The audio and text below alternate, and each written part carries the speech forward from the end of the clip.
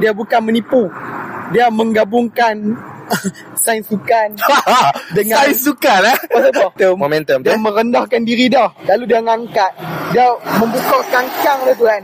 Lalu pusat graviti tu menjadi rendah. Jadi senang dia akan mengangkat orang yang berat.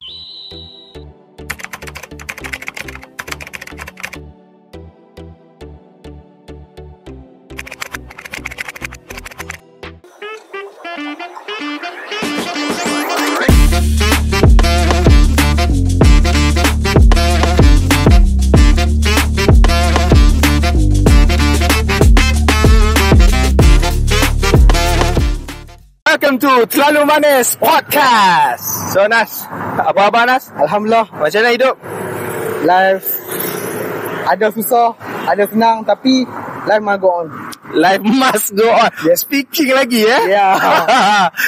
So Nas, kita straight to the point lah. Okay, boleh. Untuk first segment ni, untuk lepas ni Terlalu Manis, kami akan ada 2 segmen lepas ni. 10 minit first kita akan sembang topik random. 30 minit is the main event lah. Yeah. Okay. So topik first untuk kita nak merasmikan 10 minit untuk first segment ni. Nas, anda tahu kan Liga A1 kan? Tahu. So Kedah nanti dah terbahagi 2 kan? Ya, ada KFA dan KDAFC. So Anas, apa pendapat Anas? Saya rasa benda ni satu perkataan je. Nonsense. Merapu. Betul, setuju. Dalam keadaan tak ada duit, tiba-tiba satu tim yang tengah bergelora nak survive, tiba-tiba dah masuk league yang bawah, tiba-tiba ada lagi satu pasukan yang diwujudkan. Itu sangat-sangat tak logiknya. Okey, cuba anda bayangkan. Minta maaf saya celah. Cuba anda bayangkan lah. KDAFC ialah kesinambungan pada KFA. Okey, kan KDAFC ada Biar Jasa Jadi Kenangan 1924 kan. So tiba-tiba dia dah terbahagi 2. KFA dia pakai Biar Jasa Jadi Kenangan di logo 1924 kak. Okay. KDAFC Biar Jasa Jadi Kenangan macam dah tu. Untuk saya macam dah jadi krisis identiti tau kat situ. Krisis identiti ya, satu benda. Lagi satu, ibarat macam bola sepak kita ni jadi jenaka. Betul. Dalam keadaan tak ada duit, tiba-tiba diwujudkan lagi satu entiti kelab yang pada saya yang tu pun dah membazir duit dah. Betul. Apa salahnya tumpukan pada satu kelab? Betul. Saya sangat-sangat tak setuju lah. Saya declare, saya memang peminat setia bola sepak Malaysia, especially Kedah. Dan bila saya dengar benda ni, merapu, sangat-sangat merapu. Betul. Saya sangat-sangat tak setuju lah. Okay, cuba kita tengok macam di Negeri Sembilan. Negeri Sembilan Football Club, sama macam situasi dia ialah kesinambungan daripada Negeri Sembilan FA. Okay, so baru-baru ni dia post kat Facebook depa. Negeri Sembilan ni dalam satu posting yang sama, dia bagi tahu siapa presiden Persatuan Bola Sepak Negeri Sembilan, siapa pengerusi Negeri Sembilan FC. Faham maksud dekat situ jalin kerjasama tak? Ya. Ialah sebab kan FC tu ialah kesinambungan pada FA. So di Kedah kita nampak benda tu terpisah tak? Sebab hari tu saya ada dengar satu statement daripada Menteri Besar. Menteri Besar bagi tahu, daripada saya lah bawa duit dekat tim bola, lebih baik saya bagi orang miskin makan. Cuma tiba-tiba macam ni KFA masuk liga ni macam mana pula? Tak tahu, saya pun speechless bila buat macam ni. Kita lagi satu kan, bila dia orang pisahkan 2 tim ni, dia akan jadi peminat akan jadi keliru. KFA ataupun KDA. Betul. Sangat-sangat keliru. Saya pun bila dah saya nampak announcement League A1 tu kan, tiba-tiba nampak logo Kedah ada 2. Ada 2? Pelik Yang satu logo yang memang cantik tu, yang satu lagi logo, minta maaf saya cakap, logo Google. Logo apa? Ulang. Logo Google. Sat. Betul kan saya silap? Logo helang merah tu zaman Mukris kan? Ya, betul. Okey. Lagi satu, Ahmad Bashar. Zaman tu lah. Zaman tu lah. Aduh, sedih. Saya ini untuk pengetahuan fan pula, viewer. Akan jadi fan kami. Baik. Saya musim lepas home saya tak pernah tinggal, walaupun hatta satu game pun. Satu game saya tak pernah tinggal. Even JDT, masa Kedah lawan JDT yang 2 sama tu kan, member saya hasut saya jangan datang, kerana dia pun tak yakin nanti. Tapi disebabkan darah Kedah Darama mengalir pekat dalam diri saya, saya gagahkan diri mai juga. Akhirnya usaha tak mengkhianati hasil. Full result 2 sama. Dua sama kan. Ya. Gila. Kenangan bila Kedah down macam ni, kita automatik akan terkenang kenangan-kenangan lalu. Saya Setuju. rasa macam sebab apa dah bila Kedah daripada champion tiba-tiba jadi macam ni. Sangat sedih. Tiba-tiba sampai terpisah jadi dua macam. Ya. Sebab apa hang tak jalin je kerjasama kan? Macam dia macam ni lah. Saya baca banyak statement daripada Facebook. Dia kata KDFC ni dia di anak tiri kan. Faham? Macam dia perbiak tu. Okay, hang dah swasta. Okay, hang pandai-pandai. Hang jalan sendiri berangkat ni hang pandai-pandai. Aku dah lepas dah tanggungjawab aku. Kan? Sebab kan pihak Liga Malaysia itu kan mewajibkan untuk swasta. Semua tim dalam Liga Malaysia kan dulu kita ni kan zaman daripada dulu memang zaman FA kan, memang buah kerajaan negeri kan. So tiba-tiba dah kena swasta. Itulah dah terpisah dan dia perbiak macam tu ya tak? Okay, lepas tu tiba-tiba bawa keluar statement statement media beritahu KFA bukan tak buat apa. KFA tiap-tiap tahun melangsaikan hutang bola sepak Kedah. Masalahnya dah orang sepatutnya untuk saya lah, patutnya dah hang selesaikan hutang, hang kena buat satu statement media selalu tau tak, nak elakkan orang fitnah, orang nak kata sebab hang tu badan umum KFA kot. Dia macam ni. Dia kadang-kadang ada juga benda yang kita kena hebohkan supaya orang tahu kita buat kerja. Betul. Kalau kita hang buat senyap, hang seolah-olah membiarkan diri hang diperkotak-katikkan oleh orang lain. Dan hang dah membuka jalan untuk fitnah. Betul. Tengok macam ni. Bila hang dah buat kerja tapi hang buat senyap, orang akan nampak benda buruk lah. Padahal hang dah buat dah benda baik. Tapi tu kadang-kadang kita kena juga war-warkan apa yang kita buat supaya untuk jadi tatapan umum. Betul. Untuk mengelakkan fitnah. Setuju sangat. Nak elak fitnah tu yang point dia tu sebenarnya kan. Betul. Kita nak elak fitnah tu. Dan satu lagi KFA tu badan umum kan. Betul. Rakyat perlu tahu lah apa benda yang hang buat kan. Dia satu lagi kena tahu, bola sepak ni adalah milik rakyat. Yes. Kita yang marhai ni, hiburan kita especially kat Kedah hanyalah bola sepak. Bola sepak. Tanyalah siapa-siapa pun, bola sepak lah yang menyatu padukan antara berbilang kaum. Betul. Sejak saya boleh datang ke stadium kan, saya tengok dekat stadium, baru saya faham bukan Melayu saja yang minat bola ni. Betul, setuju. Even saya biasa duduk dengan Cina dan India. Siam brother, siam belah-belah nakar pokok senar apa tu kan, padan terak pun saya biasa jumpa dia bawah. Bahkan lagi fanatik pada kita. Betul. Itu membuktikan bahawa bola sepak especially kat Kedah ni menyatu padukan seluruh kaum tanpa mengira ideologi agama, ideologi politik dan juga kaum. Betul. Walaupun kita tak menyokong bendera merah dan bendera hijau, cuma dalam stadium tu satu lah. Tapi dah jadi macam ni kan. Kira dah Malaysia pun dah naik. Tiba-tiba dah jadi macam ni. Dia jadi spoil lah. Spoil. Aduh. Sayang lah. Aduh. Kita kalau boleh nak tim Malaysia pun seiring dah padu, tim negeri pun especially kita yang duduk kat Kedah ni pun padu. Betul, tapi dah setuju. jadi macam ni, dia agak sedih lah. Betul. Sayang lah. Sebab cuba bayangkan, dulu Kedah ni antara yang sangat digeruni lah. Ya. Kan, antara top 3 kan. Dulu saya ingat zaman saya sekolah menengah 2016, 2017 kan. Kedah, Johor, Selangor. Ya. Ni antara yang best lah. Kalau nak tengok game best, Kedah, Johor, Selangor, Batu Perak apa semua kan. Tapi untuk Zari pernah rasa double treble tu. Saya waktu kecil lagi, so saya tak rasa. Saya dah pernah rasa dah zaman tu. Zaman tu lah baru berbutik cinta saya kat bola ni. Kan. 2007, 2008. Tapi zaman tu ayah saya tak pergi tengok, pergi stadium ni. Saya dengar pun daripada orang lah. Orang kata waktu zaman double treble tu, stadium tak pernah kosong. Ya.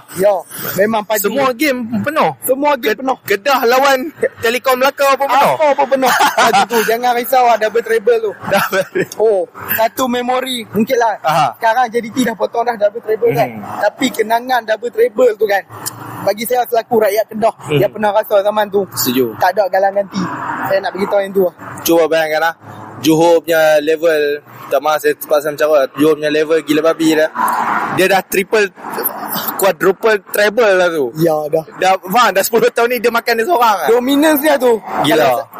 Saya boleh kata lagi bagus daripada Bayern Munich kan. Bayern Munich Bayern Munich Bundesliga 10 tahun kan. Yang ni berapa tahun dah tak tahu. Lebih dah ni. Lebih. Uyo. Belah tahun dah saya Belah tahun lah. So Nas, kita pun kena stop dulu topik yang ni. Sebab kita ada topik yang lagi menarik. Bukan lagi satu, topik ni pun boleh menyebabkan darah saya naik. Betul. Kerana saya sayang Betul. kat tim Kedah Deraman ni. Kita sayang tim KDFC kan. Ya. Maksudnya KFA kita macam mana? Kita jangan sokong. Kan macam mana? Sebab lah ni KDFC tengok, dia kena survive dia lagi. KFA tak tolong. Saya pun tak tahu pun pokok pangkai dah, kalau boleh satukan balik lah. Betul. Bila buat macam ni, kita tak tahu nak sokong siapa. Betul. So okay lah dah. Daripada darah lagi naik lagi, kita rehat.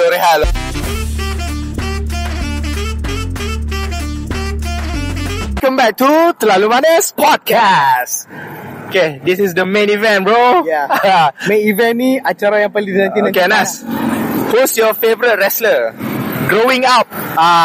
Without blink of eye, John Cena. Tak, sebab apa sambil pegang belt tu sebab apa? Tahu tak belt ni? United States Champion. Inilah first belt yang di-hold oleh John Cena dalam acara WrestleMania 20 menentang The Big Show. The Big Show. Pada waktu itulah saya dapat lihat betapa hebatnya John Cena. Dia mampu Tak nak nampak. Okay. Dia mampu meng-attitude adjustmentkan Big Show sebegitu saja. Dan lalu pin 1, 2, 3 dan memenangi title pertamanya di acara WrestleMania. Dulu waktu zaman sekarang dah, saya banyak ke duk dengar dan duk mencari di YouTube video-video John Cena boleh angkat orang berat macam dia punya strength dia tu gila. Sebab tu antara salah satu sebab saya minat John Cena, kerana kekuatan dia tu memang pure strength. Dia bukan menipu. Dia menggabungkan sains sukan dengan sains sukan Pasal apa? Dia angkat orang berat. Dia menggunakan momentum. Dia merendahkan diri dah, lalu dia angkat. Dia membuka kangkang dia tu kan. Lalu pusat graviti tu menjadi rendah. Jadi senang dia akan mengangkat orang yang berat. Itu sains di sebalik gerakan John Cena. Maksudnya dia bukan saya sajalah. Bukan saya saja. Silap tu slip disc tu. Ya, betul. Sebab tu dia buka ke kuda dia tu luas. Pasal dia nak tampung berat badan orang. Itu salah satu sebab saya minat John Cena, pasal kekuatan dia tu. Betul, antara match yang ikonik John Cena saya ingat John Cena versus Carlito. Ya. Itulah zaman dia feud awal-awal dulu kan. Betul. Zaman Carlito pun baru lagi. Betul. Itu pun antara yang best kan untuk yang saya. First match dia menang USA Champion tu Carlito. Dia kan? Dia tak silap kan? Ya. Feud tu best tu. John Cena dengan ni. Lepas tu dia berlarutan sampai ke Survivor Series 2004 tak silap saya. 2004 Tim Carlito lawan tim John Cena. Tim John Cena menang waktu tu. Carlito lari backstage. Saya ingat John Cena kira Superman WWE lah. Superman WWE. Apa-apa dia. Okay, Nas, satu benda saya nak tanya Ana pasal John Cena kan. Ya. Since Ana memang fanboy John Cena kan. Fanboy John Cena. Okay, Nas, Ana ingat lagi tak satu momen waktu dia menang USA Champion yang zaman spinner. Spinner kan ada satu segmen yang banyak awet-awet dia sebelah tu kan. Yang dia pun buat lawak double meaning tu. Dah. Yang macam mana, boleh tak saya pegang? Boleh saya Boleh saya pusing. Pening juga WWE waktu tu. Lucau tu. Sangat-sangat eksplisit kan. Bila kita masa kecil kita tengok, tak rasa apa tau. Bila kita dah pandai sikit ni, bila kita tengok, ini lain macam. Lain macam. Sangat-sangat lain macam. Lepas satu yang saya impress pasal John Cena, dia boleh rap lagu rap dia best ke? Rap tu kan, kalau dalam Malaysia ni pantun berirama. Betul? Dia freestyle dia tu memang bukan dibuat-buat. Sangat-sangat organik, original, spontan tu. Betul? Dia bisa rap dengan fan terkedu. Tak segmen tu. Fan sampai tertunduk. Mana kata bakat dia tu memang pure lah. Selain daripada athleticism dia juga mampu rap. Betul. Setuju lah. Lagu dia paling saya suka Batman. B-A-D-M-A-N. Batman. Lagu tu best. Dan waktu itu banyak ke macam fan-fan nak tahu waktu John Cena turn heel kan. Dia pun nak John Cena bawa lagu tu. Lala bila dia turn heel tu keluar senyap je tu. Tapi faktor menarik lah untuk para viewers guys. Lagu John Cena antara yang masuk dalam carta 50 Billboard. Dan di tak silap saya di nombor 15. Tahan lama lagu tu. Kalau lagu ni boleh masuk dalam Billboard, antara satu achievement yang paling besar. Betul, setuju. John Cena pula buat kan. Album dia tu, tajuk lagu dia You Can See Me, yang jadi lagu muzik dia sekarang. Ya. Biasa masuk Billboard Oh ya. Ya, top 15. Top 15, 15. Yes. Gila. Bertahan lama dalam chapter tu. Okay, cuba bayangkan wrestler tu yang rap. Ya. Bukan dia upah rapper lah, tak wrestler. Dia John Cena. sendiri. Tak silap saya dia dengan siapa saya tak ingat. The trademark.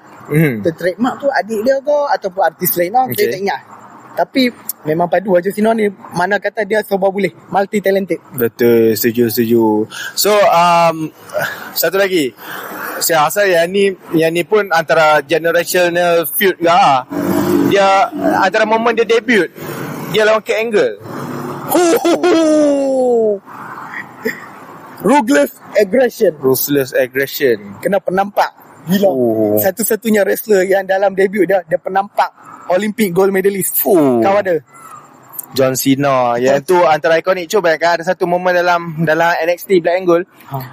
Adam Cole dengan Carmelo Hayes ke? Kau tak silap? Dia tiru balik. Dia buat balik sebiji. Ruthless aggression juga kan. Waktu tu zaman COVID tak silap. So waktu tu saya rasa mungkin daripada habis idea. Cuma faham tak? Dia ambil idea tu dari John Cena punya debut tu. Debut tu. Saya tak tahu. Dia macam betul-betul. Bila Zarif ingatkan saya pasal momen Adam Cole dengan Carmelo Hayes tu, betul-betul replicate sebiji. Cuma attire je tak sama. Lain lah. Dia jadikan Adam Cole tu Kurt Angle, Carmelo Hayes tu John Cena. John Cena. Tapi memang padu lah. Nas, cuba Nas cerita sikit one night stand antara momen ikonik John Cena. Saya tahu tu, tapi saya nak Anas bercerita kat viewer. One night stand Bagi saya kalau saya jadi John Cena dalam one night stand, acara one night stand tu 2005 lah kan. 2005 ke 2006 saya tak ingat. Tapi kalau saya jadi John Cena, saya takkan boleh masuk arena macam tu. Kerana apa? Itulah satu-satunya momen di mana John Cena masuk dalam arena dalam keadaan dibu. Tak ada langsung yang support dia. Dan support dia tu beralih arah kepada the original ECW, Rob Van Dam. Dan sangat-sangat goosebumps kalau saya nak cerita momen ni. Tengok dulu Roma dah cerita ni. Waktu tu John Cena balik baju, saya ingat orang baling balik. Kita kalau kata dapat baju daripada John Cena, kita lari kot kata simpan tu. Ini fan dekat Hammerstein Arena. Ya betul. Hammerstein Arena ECW lah. Baling balik. Pasal tak silap saya 3 kali kot fan baling balik baju yang dia baling kat fan tu. Lain kali dia kutip balik lah. Betapa dia kena psycho waktu tu. Tapi saya kagum dengan dia mampu membawa persona dia tu dengan begitu relax sekali. Betul. Kalau saya confirm koyak lah saya abang saya. Yalah, walaupun pro wrestling ni satu teater lakonan yang sebenarnya. Cuma faham tak, dia interact dengan fans ECW tu nampak macam ni betul ni. Dalam keadaan dia angkat title dia. Tengah menunduk dia buat bodoh. Kalau saya tak dapat bayangkan dalam momen tu. Okay, adakah momen tu John Cena heel? Bagi saya John Cena ni face dekat WWE. ECW pun waktu tu dah dibeli oleh WWE. Tapi fan dia tu membayangkan ECW dalam entiti berbeza. Jadi dia orang menganggap siapa-siapa yang masuk selain daripada ECW original adalah heel. Jadi John Cena dianggap heel lah malam tu. Dan Rob Van Dam dianggap sebagai hero. Kiranya macam apa nama, yang bakal menyelamatkan ECW lah daripada Vince McMahon lah. Lah ECW. Padahal dia tak tahu Vince McMahon dah beli lama dah ECW waktu tu. Yalah, cuma on the story wise kan. Fan-fan dia pun belilah dengan story tu kan. John Cena shock kan. Tapi momen tu pun kita kena terima kasih kat Edge. Betul. Edge my spear. Betul. Dan menyebabkan Rob Van Dam berjaya pin John Cena. Cuba bayangkan waktu tu Edge dia pakai helmet tu. Helmet kan. Padahal Edge pun waktu tu dia bila dia pergi ECW orang sokong dia. Yalah, sebab orang tak mau John Cena. Orang macam mana, dia macam ni lah, macam gerakan ni asalkan bukan John Cena. ABJC. Asalkan bukan John Cena. Cuba yang ada satu poster tu, if Cena wins we riot. Kalau Cena menang kami akan merusuh. Gila. Tapi terbalik juga waktu dia return sebelum dia jadi heel kan. If Cena win we cheer. Saya ingat betapa orang rindukan John Cena. Rindu moment dia tu kan. Tapi kanak-kanak jangan bohong Kanak-kanak zaman 20-an memang akan kenal John Cena ni sebagai hero. Memang apa? Memang WWE brainwash kita semua. Ya. Memang sokong John Cena. Ya. Dan mencerdasnya pun antara yang top sell dekat WWE sampai sekarang tak dapat ditandingi. Cuba bayangkan John Cena, dia turn heel. Orang still susah nak bu dia. Walaupun dia mencarut kat fan, dia kutuk fan, tapi faham macam orang cakap, John Cena ke? Orang dah makin sokong dia pula. Orang makin sokong dia pula. Macam mana tu? Saya Maksudnya betapa dia dah menanam cinta dekat fan ni. memang tak boleh buat apa. Dia buat apa pun orang suka. Betul. Tapi kan, ni saya nak sentuh sikit ni peribadi saya. Feud dia, generational feud dia, yang paling saya seronok sekali bila dia feud dengan Randy Orton. Sebab apa Randy bukan CM Punk? Dia macam mana Randy Orton, CM Punk ni kena sikit. Okay. Randy Orton ni dia special case lah. Even dalam dunia betul pun, dia orang sebenarnya memang sahabat baik yang saling dekat OVW dulu. Betul sekali kan. Depa satu batch. OVW tu dia Randy Orton, John Cena, Batista dengan Brock Lesnar. Betul. Lagi satu Shelton Benjamin. Five superstar ni memang OG. masa tu OG OVW. Batch yang antara yang paling berjaya sekali lah. Betul. Dah, cuba bayangkan batch tu sampai law tu masih ada kecuali Batista dah berhenti lah. Batista dah berlakon lah. Dia tak layan lah Gusti lah ni. Dia pun dah malas kan. Badan dia pun saya tengok macam kecil manis dia. Kan. Orang kecil Badan dia turun lah. gila. Dia ubah pula pada Randy Orton. Betul. Randy makin ni. Cuma bila Anas buat topik Cena Randy, setuju lah. Dulu waktu kecil saya dah ingat Randy tu Cena jahat. Macam tu. Saya ingat je tu. Randy tu Cena jahat. Dia John Cena tapi dia jahat. Saya ingat je tu. Betul-betul. Tapi Zarif pun dah sentuh pasal CM Punk ni. Saya bukan nak ketepikan rivalry John Cena dengan CM Punk. Tapi bagi saya dalam hati saya Randy Orton dengan John Cena lagi memang lagi ikonik lah. Cena versus Punk. Macam mana? Iconic rivalry. Okay. Satu je saya kata, one of the best in the world. Best in the world. Dah senang nak cakap kan. Terbaik di ladang. Terbaik dari ladang memang padu lah. Betul. Dia macam mana tau, era tu orang tak minat sangat superhero ni kan. Betul. Orang minat orang yang rebel. Jadi kena dengan karakter CM Punk. Betul. Dia buat Cena pun untuk saya walaupun Cena dengan Punk tu orang duk nampak Punk banyak, tapi sejujurnya saya nampak Cena pun dia antara yang carry tau story tu. Betul. Best lah. Kalau John Cena dia orang kata lagi satu ni luar pada rivalry dia dengan CM Punk. John Cena ni banyak carry wrestler muda. Ingat WrestleMania berapa? 39 yang dia lawan Austin Theory menang Austin Theory tu, minta maaf bahasa Kedah ni, dia bercakap kan, budak nangoi budak tak tahu apa. Betul. Tiba-tiba dia boleh menang dengan John Cena. John Cena merelakan diri dia untuk dikalahkan oleh Austin Theory. WrestleMania mah. Bukan senang. Betul. Lepas tu satu lagi yang ni antara ikonik yang anda kata dia angkat budak muda kan, US Open Challenge. Tengok balik US Open Challenge bermula selepas dia menang dekat WrestleMania WrestleMania 31.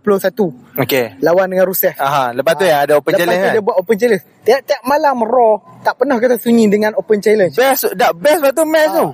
Daripada the likes of Kevin Owens, Neville, the prize fighter Neville, Sami the Zayn, man who gravity forgot. Siapa? Neville. Sami Zayn, underdog Sami Zayn. Semua dah pernah lawan dengan even apa nama, Wade Barrett pun bisa lawan. Open Challenge. Tapi John Cena carry satu-satu hinggalah pada satu masa Alberto Del Rio buat return. Betul. Tiba-tiba dia yang menang lawan John Cena. Yalah.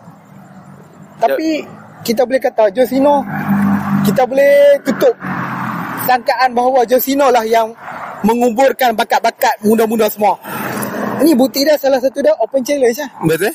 Dia menaikkan nama-nama bakat muda. Betul. Waktu tu cuba ingat, waktu tu dia naikkan Kevin Owens, kita tengok yang sampai law kan. Kevin dengan Sami sampai law. Ya. Nama tu still meletup ya, Kevin dengan Sammy tu. Saya tak tahu mesti ada. Betul? Cuma tahun ni je tak ada KO mana. Tu pun pasal KO injured betul-betul. Bukan scripted. Mula ingat injet memang mula. Memang injured betul-betul. Lalu tak injet tu. Akan ada juga. Betul? KO mana? KO mana apa?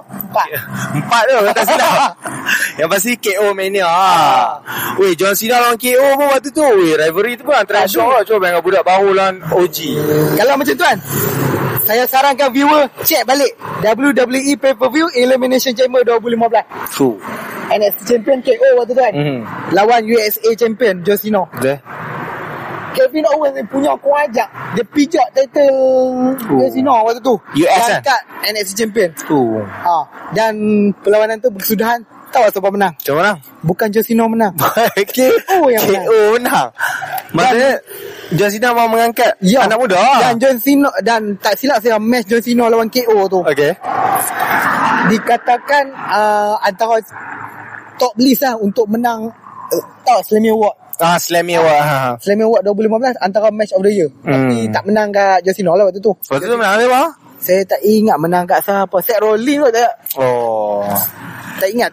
Tapi antara top match lah waktu tu. Kiranya power lah match tu. John Cena gelak move semua kot. Hurricane Rana. John Cena badan gabuk buat Hurricane Rana. Cuba waktu tu ramai gila orang kritik Cena, kata Cena can't wrestle. Lawan KO ni tengok macam-macam dia buat. Macam gelak stunner, buat gelak Hurricane Rana. Drop kick mana buat? Tak pernah-pernah. Tak pernah-pernah dia buat. Dan tu tak pelik jadi elok. Dan ganduan. Malam ni banyak orang All-Star batal lah. Dia orang pun minat kita sebenarnya. Satu lagi ikonik lawan AJ Styles. Okey ya, fakta menarik lah. Dia ni sentiasa menaikkan adrenalin saya. Dia pun tak keluar ring. Royal Rumble. Cena lawan Styles. Lagi satu promo sebelum tu. John Cena kata, I'm just an ordinary guy who at Sunday I will beat you for the world title. Yang ke-16.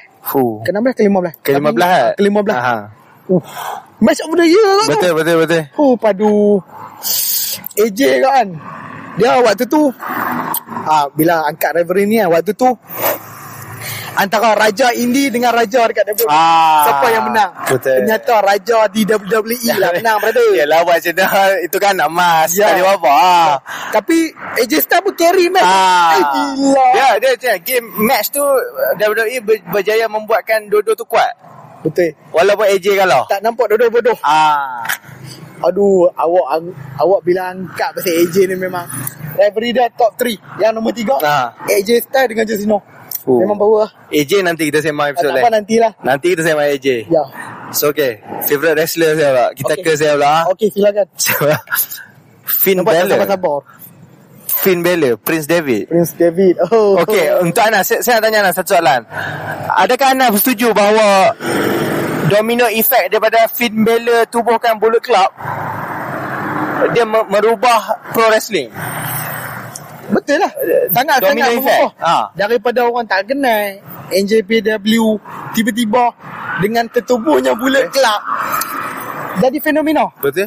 Tak pernah ke faction luar WWE famous sampai tahap ni. Sampai sekarang Bullet Club dah. Sampai lah. Dan Bullet Club ni bila kita tengok balik dia berjaya membentuk tak. Kita tengok AJ Styles, Kenny Omega. Okay, satu kita tengok untuk saya domino effect ni menarik tau. Domino effect dia macam ni. Prince David aka Finn Balor wujudkan Bullet Club. Okay, di situ wujudlah Kenny Omega, Young Bucks, apa semua. Okay, dan wujudnya depa ni, wujudnya AEW. Bila wujudnya AEW jadi persaingan pada WWE terpaksa returnkan John Cena balik. Untuk nak bagi nak lawan balik. Dia ibarat macam dulu main Night War. Raw, WWF lawan WCW. Aduh, Bullet Club ni saya bagi saya satu fenomena tak pernah lagi faction. Even NWO pun tak macam ni. Yes. NWO kan dulu kan antara hot kan, tapi Bullet Club lagi hot. Merchandise saya tak payah kata. Betul. Ni tengok baju ni. Ni antara salah satu merchandise dia. Bullet Club ni. Bullet Club nak logo dia. Mana yang tak tahu logo dia sana. Logo tengkorak senapang tu. Ya. Lepas tu bullet. Settle. Benda simple lah, tapi jadi global fenomena. Global dan itulah macam saya kata domino effect lah. Semua film bela ni untuk saya match paling best yang saya tengok banyak kali, tak bosan, lawan AJ Styles. TLC. Demon bela lawan AJ Styles. Match yang tiba-tiba dijadikan. Tiba-tiba. Dan match tu best. Random tapi best. Okay, cuba sebelum match semula, crowd dah chant this is awesome. Belum mula lagi. Macam mana tu? Memang mantap. Dah mula pula best. Kali habis. Siapa menang? Film bela? Film bela Demon tiba-tiba habis-habis tu Too Sweet belum. Okay, Too Sweet tu fakta menarik. Benda tu Vince McMahon marah lah benda tu. Sebab Vince McMahon dia sebolehnya dia tak mau acknowledge apa benda yang berlaku kat luar. So saya baca dekat Facebook atau saya tengok artikel dia berkata lepas fenomena Finn Balor buat Too Sweet dengan AJ Styles tu, match terusnya kat Monday Night Raw dia buat squash match Demon Kane belasah Finn Balor. Faham tak? Yang tu fakta yang saya baca. Macam lah benda Too Sweet je kot.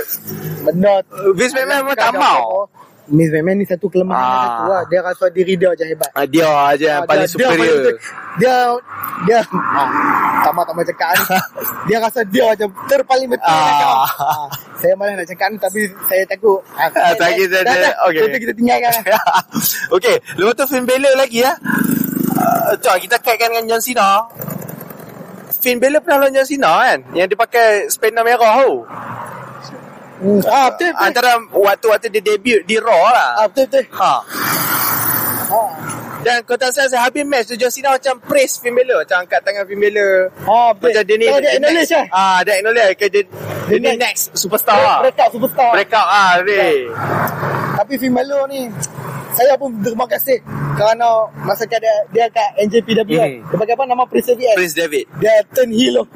Dia bergabung pula dengan Bad Luck Fale. Waktu tu cuba bayangkan kau tak salah, dia tag team dengan seorang Mamat Jepun ni, lupa nama dia. Dia turn heel waktu tu lah. Waktu tu tag team match tak salah. Dia dah penat dah jadi baik. Betul. Lepas tu cuba bayangkan Finn Balor punya pengaruh kan. Jay White pun antara yang masih meneruskan dia punya terms lah, rock and roll lah. Jay White sampailah still membawa lagi lah. Kenal Jay White, the real Bullet Club leader. Sebab apa the real? Nak tanya Anas sebab apa? Karakter dia tu macam mana Finn Balor tu dia bawa the real Bullet Club bro. The real Bullet Club mestilah seorang yang tak agak-agak yang rebel lah. Betul. Apa-apa, even best friend pun.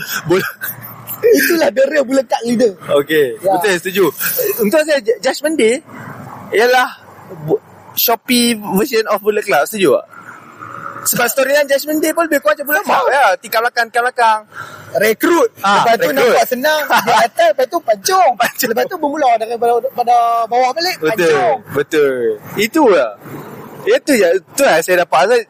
WWE cuba nak tiru lah, tapi inilah. Tapi tak boleh lawak orang Bullet Club. Tak boleh lah. Finn Balor pun untuk fakta dia pun dipancung. Betul. Betul. Tapi dipancung tu ada pasal juga, pasal dia nak masuk WWE. Yalah, maksudnya dia buat storyline nak bagi. Okay, dah habis. Sebab kan kau tak salah, saya Bullet Club zaman Adam Cole nak masuk NXT pun, dia pun buat satu video, dia pun bunuh Adam Cole lah, bagi dia minum racun. Macam dia nak keluar lah daripada siri tu. Siri dia elite. Being dia elite. Dia pun buat satu siri bodoh-bodoh lah, bagi dia minum racun. Tapi bodoh pun view banyak. Yang tu untuk saya, yang tu kita sembang topik lain. Ya, boleh. Being dia elite tu kena sembang Young Bucks lah. Okay. Lepas tu Finn Balor satu lagi lah. Saya suka waktu dia return waktu NXT 2019. Waktu dia return tu balik. Waktu tu keluar grafik Prince kan. Wow, tu saya macam Finn Balor. Waktu tu banyak rumor mengatakan Finn Balor kena release. Betul. Tiba-tiba dia return. Wow, orang seronok boleh lah. Zaman COVID saya suka gila storyline dia menang NXT champion tu. Feel pula dengan Adam Cole kan. Itu pun antara feel yang best kat tu. Adam Cole kenal tak? Adam Cole Undisputed Era. Yes.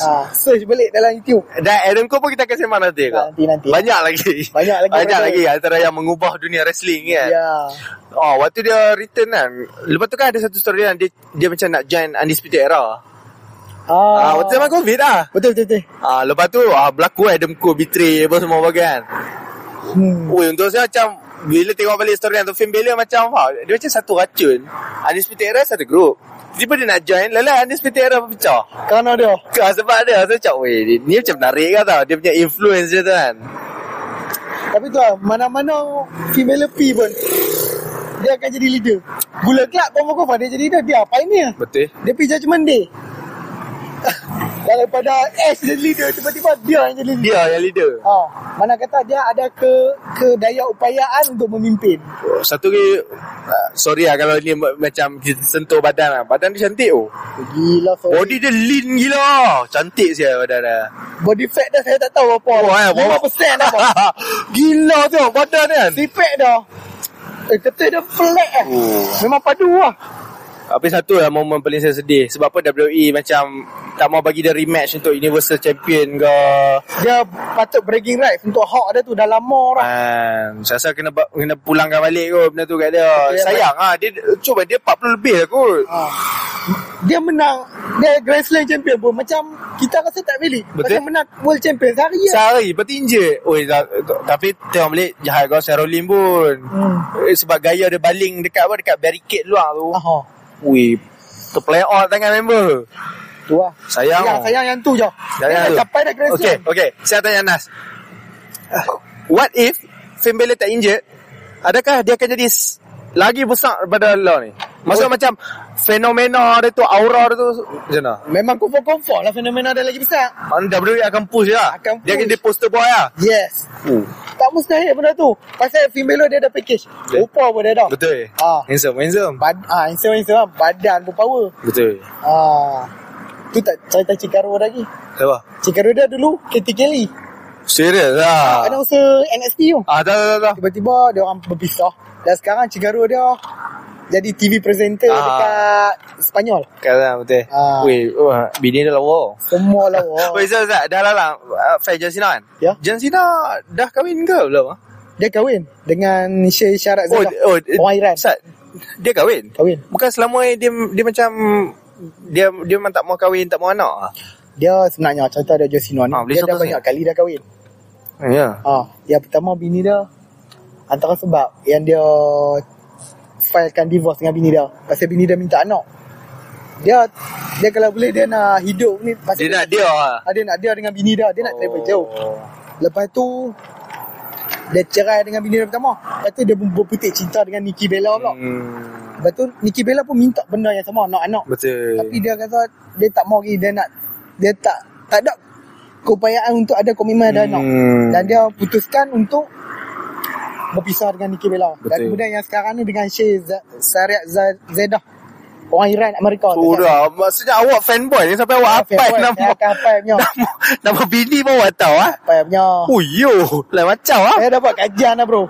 Ni masuk main bukan kosong lah ni. Kosong. So okay bro. Saya rasa kita habiskan kat sini dulu. Okay. Last word on you John Cena, bagilah apa-apa kat audien. Match yang wajib anda tonton untuk kenal John Cena lebih dalam. Kalau match yang saya rasa patut anda tonton, anda kena tonton satu benda. Match pay-per-view 2009 Breaking Point. John Cena lawan Randy Orton. Kat situ anda semua boleh tengok betapa Randy Orton dipush over the limit sampai dia match tu match I Quit match. Betul. John Cena guna gari untuk lock STFU Randy Orton sampai kan Randy Orton terpaksa menyebut perkataan yang dia tak mau sebut, iaitu I Quit. Betul. Sekaligus menobatkan John Cena sebagai juara. Match tu memang ikonik gila-gila. Dah banyak-banyak match. Anda suruh tengok yang tu. Yang tu paling padu lah. Masa siapa tengok tu memang akan kenal John Cena. Ya. Kita akan kenal John Cena yang lain macamnya. Macam. Ya. Bayangkan dia gari diri dia sendiri dengan Randy Orton supaya Randy Orton tak lari. Betul. Dan dia menang benda tu. Lagi manis lah benda tu. Betul. Dan waktu tu feud mereka pun memang panas gila feud kan. Saya tambah lagi tu lah. Silakan. Lagi satu. Tambahkan. John Cena pun dah promote dah. Dia lagi 27 kali je nak ada kat WWE. Lepas tu habis. Dia disappear. Jadi enjoy lah moment ni. Kepada budak-budak yang baru nak berjinak dan WWE, enjoy lah moment John Cena ada ni. Lepas ni kita tak dapat dah. Lepas ni tak ada lah. Dia dah busy Hollywood lah. Okay, macam saya pula last pada saya Finn Balor ataupun Prince David. Okay, dekat YouTube hampa boleh ke YouTube New Japan Pro Wrestling. Okay, dekat situ hampa macam contoh siapa nak kenal Prince David atau Finn Balor yang lebih mendalam lagi, kat YouTube New Japan Pro Wrestling ada satu story pasal the history of Bullet Club, The Recount. So dekat situ anda semua boleh study lah siapa Bullet Club ni dan pengasas dia tu kan. Dan satu match saya nak saja kat hampa semua, AJ lawan Finn, TLC 2017. Check lah. Yang tu match tu fenomenal. Untuk saya fenomenal. Top of the roof. So okay guys, kita pun dah sampai penghujung. Kita akan jumpa lagi episod banyak lagi wrestler kita akan sembang. Jangan risau. Saya tak gapi mana. Hari ni John Cena, Finn Balor. Ya. Mana tahu ke depan ni Drew McIntyre, Sheamus lah, ataupun Stephanie McMahon. Kita tunggu. Okay guys, itu saja Telan Honest Podcast.